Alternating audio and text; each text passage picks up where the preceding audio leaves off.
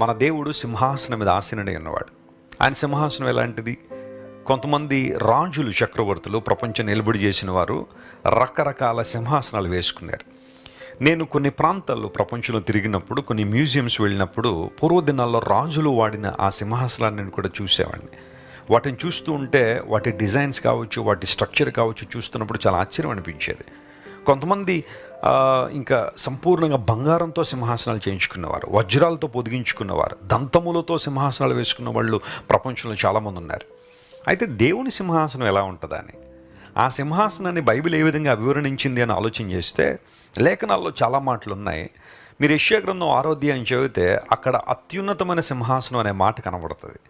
దేవుడు ఎక్కడ కూర్చున్నాడు అంటే అత్యున్నతమైన సింహాసనం మీద కూర్చున్నాడు.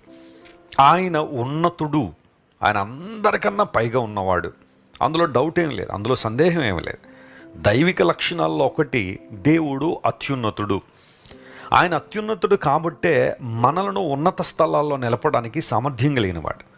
ఒకవేళ ఈరోజు నీ జీవితంలో లోతైన స్థలముల్లో, అగాధ జలముల్లో చిక్కుకుని పైకి లేవలేని పరిస్థితులని ఉంటే నీ దేవుని సామర్థ్యం ఎంత గొప్పది అంటే ఆయన తన చెయ్యి చాపి, బలీయమైన తన బాహువును చాపి నిన్ను పైకి లేవనెత్తి ఉన్నత స్థలాల్లో దేవుడు నిలబెట్టగలడు. దేశం యొక్క ఉన్నత స్థలముల్లో నిన్ను ఎక్కిస్తానని వాగ్దానం చేశాడు యెషయా గ్రంథంలో. దేవుడు వాగ్దానం నిలబెట్టుకుంటాడు, ఎందుకంటే ఆయన ఉన్నతుడు కాబట్టే.